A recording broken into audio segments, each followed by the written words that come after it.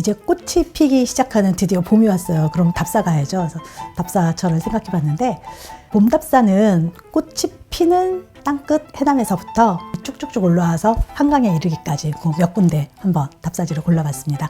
봄이 오는 길을 따라 같이 한번 답사 떠나보실까요?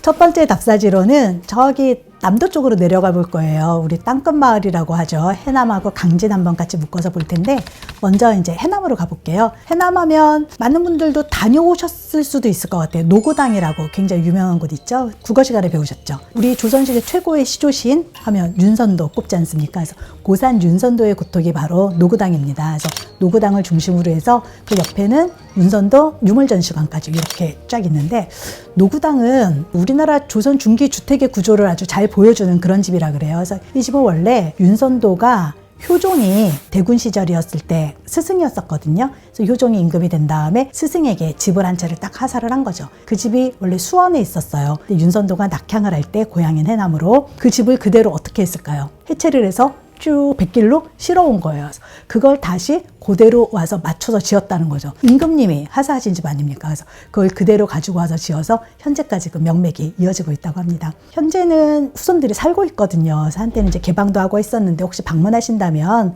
안채 개방이 되는지 그런 것들 한번 일정 체크해 보셔도 좋겠고요. 노구당에서 가장 유명한 건 아마 노구당이라는 이름, 이 이름이 어디서 온 걸까? 그것도 궁금하실 텐데, 노구당은 누가 쓴 글씨냐면 옥동 이서라는 분이 썼어요. 우리나라의 글씨체인 동국진체를 처음 시작한 분으로 알려져 있는데, 윤선도의 후손 중에 이렇게 몇 대 오면 종손 가운데 공제 윤두서라는 분이 나타나죠. 윤두서는 그 유명한 자화상 있지 않습니까? 정면을 얼굴만 딱 그린 그 자화상을 그리신 분이에요. 그 윤두서의 절친이 바로 옥동 이서였던 거죠. 그래서 친구의 해남집을 위해서 이 글씨 편액을 딱 써주게 되는데, 녹우라는 거는 푸른 비라는 뜻이죠. 그래서 마치 이 노구당 뒤편에 굉장히 숲이 좋아요. 비자나무 숲이 쫙 이렇게 있는데, 바람이 솔솔솔 불면 그 비자나무 숲이 바람 소리가 마치 빗소리처럼 들린다. 그런 식으로 해서 이렇게 운치 있는 이름을 지었다 그래서 그대로 글씨에 써서 편액으로 줘서 그것도 보실 수 있고요. 그래서 노구당은 그 집 자체도 아름답지만 그 뒤에 숲이 정말 일품이고, 노구당 앞에는 또 굉장히 큰 은행나무 한 그루 떡하니 있거든요. 이것도 또 명물이에요. 그래서 가을에 보시면 그대로 은행잎이 있겠지만 뭐 봄에 보셔도 너무 좋고요. 그래서 노구당 옆에 또 이어서 보실 부분이 바로, 해남 윤씨는 뭐 국부라는 말이 있을 정도로 당대에 뭐 돈이 가장 많은 그런 집안 중에 하나였대요. 그래서 내려오는 그런 뭐가 많겠어요. 수장품들이 되게 많죠. 특히 공제 윤두서는 집안의 종손으로 본인이 굉장히 뛰어난 화가였고 또 실학자였고, 그래서 굉장히 연구를 많이 했잖아요. 그러니까 돈이 있으면 뭐 하겠습니까? 그 비싸다는 책을 또 엄청나게 사들이는 거죠. 그 책들로 다 연구를 했는데, 그 책이 고스란히 그 집안에 전해져 내려오잖아요. 그래서 그거를 안에서만 갖고 있게, 그러니까 유물 전시관을 하나 옆에 새로 만들었거든요. 그 유물 전시관에 책도 보관이 되어 있고, 우리가 알고 있는 윤두서의 자화상을 비롯한 수많은 그림들도 그대로 소장이 되어 있습니다. 흥미로운 얘기 있잖아요. 해남 윤씨 집이 바로 정약용 외가지 않습니까? 그래서 다산 정약용이 강진으로 유배로 왔을 때 이제 외갓집에서 책들을 많이 빌려다 봤다. 근데 나중에 이제 목록을 뒤져보니까 반납이 안 된 책도 있더라는 카더라. 그런 재미있는 이야기도 전해지는 그런 집안입니다.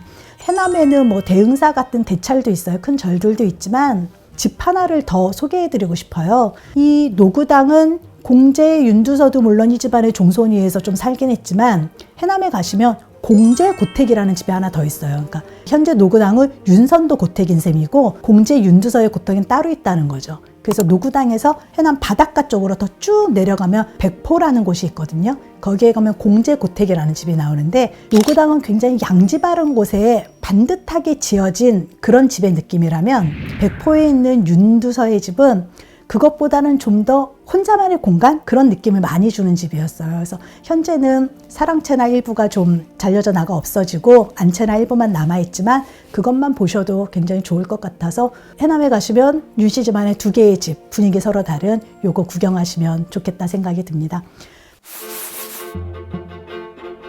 그 다음에 해남 일정 마치시고 조금 더 시간이 있으시다면 이제 조금 더 위로 올라와서 강진으로 가시면 좋겠죠. 강진도 뭐 조금 전에 말씀드렸던 정약용 유배지, 그 다산초당도 있고 그렇지만 강진에서는 정말 꼭 가셔야 될 곳이 무의사라는 절이에요. 이 사찰은 규모가 물론 작진 않죠. 작진 않지만 그렇다면 어마무시하게 큰 대찰이다는 아니지만 뭐가 아름답냐면 먼저 극락보전이라는 주 불전을 보셨으면 좋겠어요. 이 건물은 언뜻 보기에는 이렇게 그 앞에서 오래 서성이게 되지 않을 수도 있어요. 왜냐하면 건물이 그렇게 크지도 않고 화려하지도 않아요. 그래서 이런 건물 형식을 우리가 맞배 지붕이라고 하죠. 지붕이 이렇게 앞뒤로만 이렇게 있는 맞배 지붕의 주심포 건물. 그러니까 기둥 위에만 공포를 설치한 가장 단순한 형태의 건물인데, 그럼에도 불구하고 이 건물을 보면 그런 생각이 들더란 말이죠. 이 건물하고 흔히 많이 어떤 건물을 비교하냐면 고려 말에 있었던 부석사 무량수전을 이렇게 비교해보면, 무량수전의 아름다움은 우리 가을답사 때도 너무 아름다워요 하면서 얘기했었잖아요.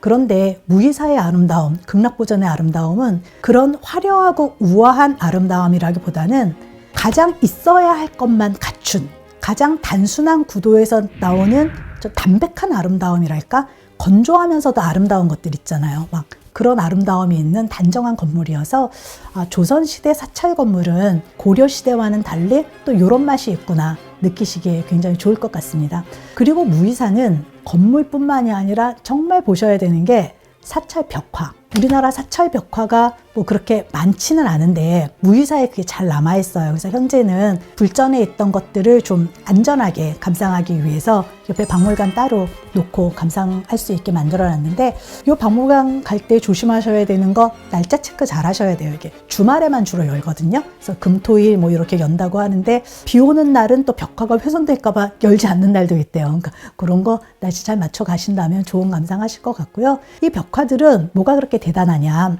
우리가 흔히 벽화라 그러면은 옛날 고구려 시대에는 묘실벽화 같은 거 있었잖아요. 그래서 사찰벽화는 이렇게 흔하진 않고 상태가 이렇게 좋은 건 정말 흔하지 않은 거죠. 상태가 굉장히 좋아요. 그래서 뭐 국보 보물로 지정되어 있는데, 그 여러 벽화 중에서도 제일 제 눈길을 끌었던 건 백의 관음도. 관음보살이 하얀 옷을 입고 있는 그림이에요. 보통 관음보살이라 그러면 우리 고려시대 때는 뭐 수월 관음도에서 굉장히 화려한 치장을 한 그런 보살로 많이 그려지거든요.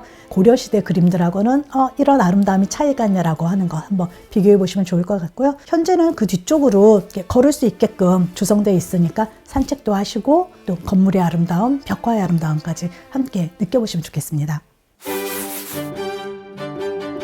두 번째로는 이제 봄길 따라서 중간으로 조금 더 올라와 볼게요. 전라도에서 중간, 충청도까지 딱 올라오면 우리 백제의 고도 부여를 만나게 됩니다. 요즘도 수학여행지로 많이 가는지 모르겠는데 수학여행 또는 가족여행으로 가실 만한 좋은 장소죠. 우리 백제의 마지막 수도였기 때문에 백제시대의 화려한 유물들 여러 남아있는데, 특히 부여 답사는 굉장히 공간이 좀 이렇게 멀리 떨어져 있잖아요. 그래서 그 안에서 이렇게 옹기종기 이루어지기 때문에 짧은 시간 안에도 효율적으로 답사를 가실 수 있어서 그것도 좋은 것 같아요. 제일 먼저 가실 곳은 아마도 박물관 가시면 좋겠죠. 그래서 국립부여박물관에 딱 가게 되는데, 정말 중요한 유물 백제 금동대향로, 그게 여기에 이제 메인 작품이죠. 가서 보시면 금동대향로만을 위한 이렇게 방에 여긴 따로 이렇게 설치가 되어 있는데, 어떤 유물들을 보면 뭐 사진하고 비슷한 경우도 있고 뭐 금동 유물이 다 비슷하지 뭐 이렇게 생각할 수 있는데, 보면 이렇게 압도적인 게 있어서 어두운 방 안에 딱 들어갔는데 금동 대향로 이렇게 딱 보면 야 진짜 근사하다라는 생각 들고, 이렇게 큰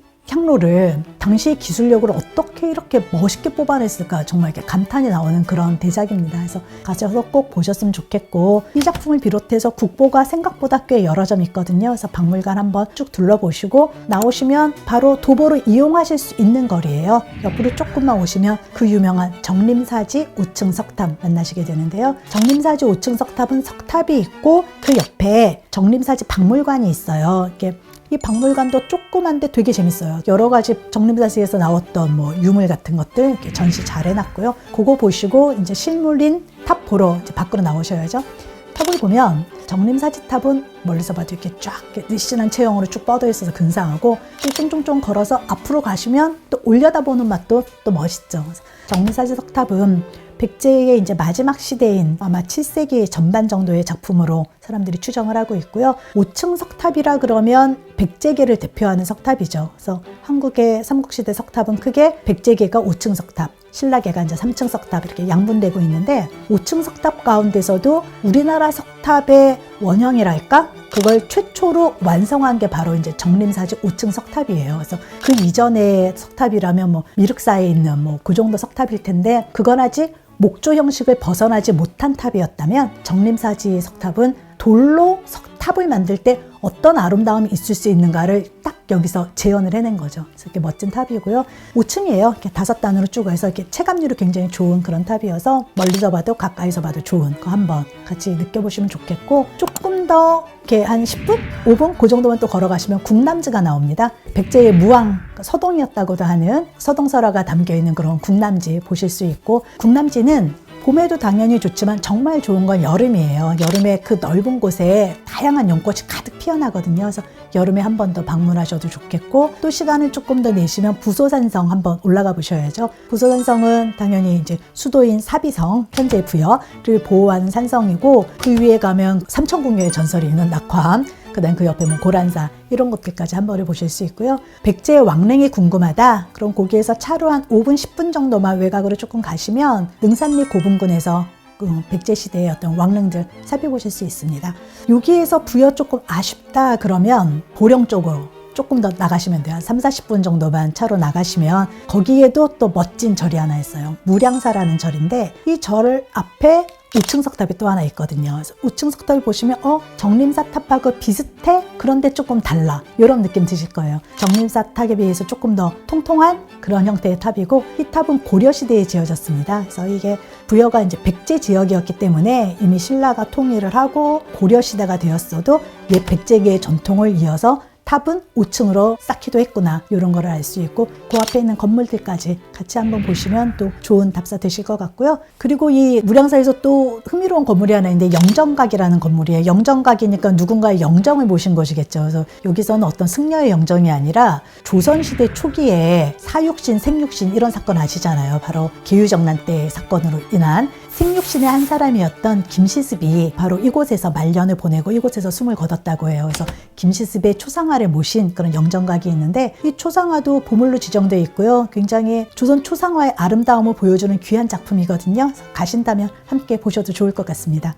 무량사는 정말 좋은 점이 뭐냐면 사찰인데 되게 조용해요. 그러니까 사람들이 그만큼 많이 안 간다는 뜻이죠. 그래서 주변에 산책하시도 좋고 그래서 좀 조용한 시간을 가지고 싶다 이런 분들한테 추천드리고 싶은 코스입니다.